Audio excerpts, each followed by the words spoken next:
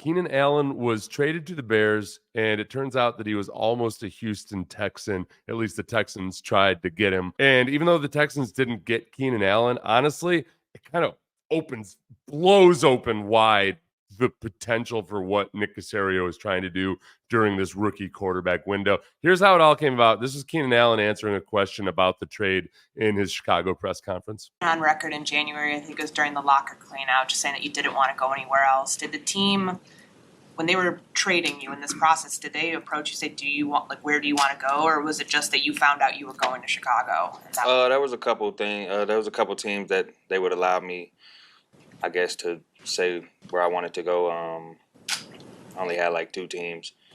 And, yeah. There, he alluded to 2 teams. We still weren't quite sure. Thank you to somebody in the Chicago press corps who asked the question a few minutes later about what teams they were specifically. You said there were 2 teams that you wanted to go to. That had interest, yeah. Okay, what were they? Jets and Houston. So there you go, Jets and Houston. And it wasn't really clear from the way he phrased it whether those were the only 2 teams he was allowed to talk to that he was interested in, or those were the only 2 teams that the Chargers had even allowed him to talk to. I'm guessing of the 3 of those, if he had his way, he probably would have preferred the Texans. And that's nothing against Caleb Williams or anything else. It's just the proof is in the pudding already. Nobody has seen exactly what the Jets look like for more than 4 snaps with Aaron Rodgers. Nobody knows exactly who the quarterback's going to be for the Bears. So if I'm Keenan Allen, yeah, I would have preferred to go to the Texans. Diana Rossini and Aaron Wilson clarified things a little bit. From what I understand, the conversation with the Jets was just a conversation, no serious offers made. The Texans were close to landing Allen in Houston to play with C.J. Stroud. In the end, the Bears made the best offer to the Chargers. Then Aaron Wilson weighs in and says the Texans got close on a potential trade for Keenan Allen, who went to the Bears, with Houston offering a 2025 third-round selection with a pick swap return, per league sources. Ultimately, he went to the Bears for a 4th-round pick, 110th overall. Without getting too much into the weeds about how you calculate these things, it looks like the Texans' offer was perhaps a smidgen better than the Bears' offer. And ultimately, maybe the Chargers just opted with sending Keenan Allen out of the AFC and not making a potential challenger stronger than they already are. I'm actually super stoked that it worked out this way. I would have preferred to get Keenan Allen, but look, I've been the guy who's been peddling the conservative approach and saying, look, you got to be careful with how much you spend in free agency. I know that you've got this rookie quarterback contract window that you want to take advantage of. And I think that Nick has been pretty damn appropriately aggressive. They've spent a lot of money, but a lot of it's front loaded into just these next 2 years where CJ Stroud's still going to be on his rookie contract. You know, that $48 million guaranteed goes to Daniil Hunter all in 2 years. Danico Autry had a 2-year contract. Al Shire's got a 3-year contract, but he's a younger guy. And the fact that Nick said, all right, we can get a guy for a 4th-round pick potentially, or the equivalent of a third-round pick with a swap, whatever it might be. Because the Texans have 2 guys in Nico Collins and Tank Dell that are pretty damn good on the outside. And I know people look at Tank Dell's size and they think, oh, he's a slot receiver, right? He does his damage on the outside. Yes, he can play slot, but Keenan Allen, when you think about a veteran wide receiver who really had one of his best seasons last year, he's in his 30s, but this is not a guy who's like taken a drastic step backwards. And we've seen this from various slot receivers in the past. So much of it is about savvy and understanding how to read coverages and everything else that I think Keenan Allen could probably prosper for at least another couple years. And certainly when he's got Nico Collins and Tank Dell opening things up deep, there's a lot of green grass over the middle and on these short and intermediate routes. It might have been great for Keenan Allen. Where does this leave them now? I think one thing that Aaron Wilson said is important to keep in mind. He said, on the Texans and wide receiver position, in light of Keenan Allen comments, my understanding is what they're looking for is highly specific, and many of the players they've been linked to in other trade rumors are inaccurate per sources close to respective situations, unavailable players, etc., etc. So what does that mean? I think ultimately when you see rumors or people hinting at perhaps Stephon Diggs, because Stephon Diggs seems perpetually agitated, I don't think it's going to be something like that. I do wonder if perhaps Tyler Boyd who spends the vast majority of his time in the slot, is somebody that the Texans are still thinking about. And this is something I think maybe I've been guilty of too.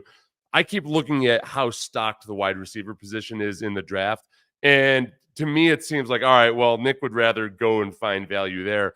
Perhaps, though, one thing that might happen is that because there's so much talent in the draft, the free agency market for wide receiver, that for the non-marquee guys, might be depressed a little bit. So maybe they end up feeling like, okay, we can find value in good deals here with these veterans. Now, the other part of it is this. I am all for being appropriately aggressive in free agency when you have the space with which to work. And I think that Nick has tried to be kind of judicious in how he doles out this money. The average per year amongst the contracts that they've given out isn't as high as like the total money they've offered. So they're trying to do this somewhat conservatively. And I think that Keenan Allen would have been a good conservative purchase because he's been healthy and productive no matter what his age is. I started to get a little bit nervous with Eric Armstead because this is the classic case of sometimes when a team is spending big on free agency, the coach wants to bring in guys that he knows that he's been with. And that's great. In some respects, I think that's great with Alshire and some of the other players that D'Amico has brought over from his experience with the 49ers. But I worry that, like with Eric Armstead, here's a guy in his 30s who's missed a lot of time in the last 2 years with injuries, and he's coming off a knee injury right now. This is where I've seen sometimes veteran coaches, and I would include Gary Kubiak when he first came in with the Texans. There was some veteran players that he had experience with or that Mike Sherman had experience with that perhaps weren't the right fit for the Texans, or they were just simply too old, and you end up doling out more money than that extra leadership is really worth. So I think the Keenan Allen would have been smart. I think perhaps Eric Armstead, we might have ended up regretting that.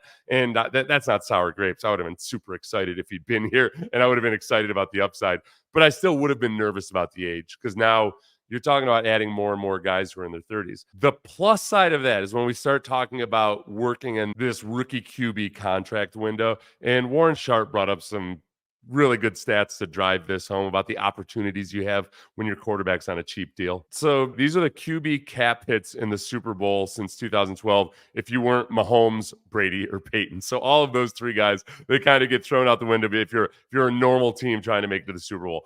I think CJ could very well get into that upper tier of those three quarterbacks, but otherwise, of those non-Mahomes, Brady, or Peyton quarterbacks, Brock Purdy, Jalen Hurts, Joe Burrow, Jared Goff, Russell Wilson again, Joe Flacco, and Colin Kaepernick were all on their rookie contracts when they made those Super Bowls. So Warren's point is that 8 of those 13 quarterbacks who weren't in the top 3 were on their rookie deals, 4 of the last 6. If you have a good QB on a rookie deal, you'd better figure out everything ASAP and get him the best roster possible with the best coaching possible. Look, that's a little disingenuous by virtue of getting rid of those 3 guys. There are other veteran quarterbacks who lost out to those guys in the championship games, but whatever. I think the point is true that I don't think it's the only way. I don't think it's of dire circumstances if you don't fully take advantage of that rookie window, but it is an advantage you have. And the fact that Nick has spent aggressively over this next 2-year window, but I think done it pretty appropriately, it gets me excited about perhaps what they might be pulling off. Look, I know a lot of you are depressed or upset about the Texans trading back out of the first round. I think there's still a 50-50 chance that the Texans end up back in the first round with maneuvering.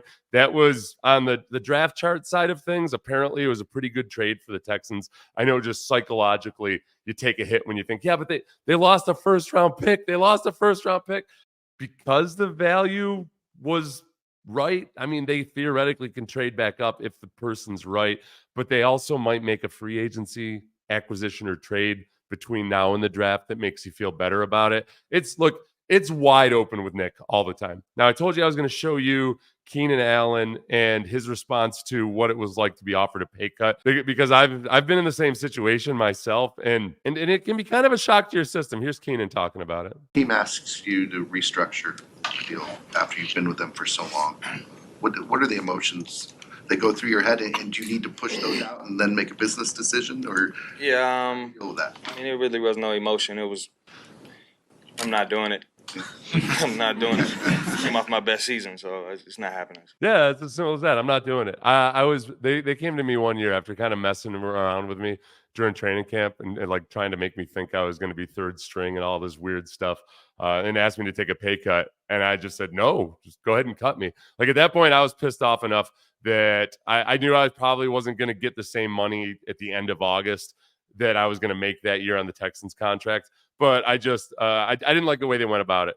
If they had gone about it differently, I probably would have taken the pay cut because I knew my age and injury status, but whatever. That's why I had seen somebody in response to seeing that Shaq Mason is restructuring his deal with the Texans, presumably to clear up some space, perhaps for either a potential Keenan Allen move in the past or something else in the future. And somebody said, well, why would a player ever do this? A couple of reasons. One is sometimes it's very advantageous for the players. Sometimes they give you more guaranteed money, add a dummy year to the end of your contract. So it's very advantageous to the player. There's other times where it's the opposite, where the team is just saying, hey, we need to cut your pay or we're going to release you. And at that point, it's kind of the situation I was in, except I was just too stubborn not to take it. The player might look at it and say, all right, well, realistically, am I being overpaid? Am I going to get this same thing in the open market? And you end up taking a pay cut. So it's a bit of pride swallowing, but financially it still does make sense for the player. But that's also the justification players have for holding out on an existing contract. It's that teams end existing contracts all the time. It's just the way the CBA is. They face less punishment for doing so just because of the way the contracts are structured. So there you go. There's your NFL contracts lesson for the day. I'm as excited as I could be about my team not landing a guy they wanted to trade for, just because I think it speaks to the aggressiveness of what the Texans have done. Except for the curious Malik Collins trade so far this season, I am super stoked about just about everything they've done. Very, very excited heading into draft season. I'm Seth Payne, played 10 years in the NFL, 5 years with the Houston Texans. Please, if you like the channel, subscribe, share it with a friend, hit the like button at the very least. Thank you, everybody.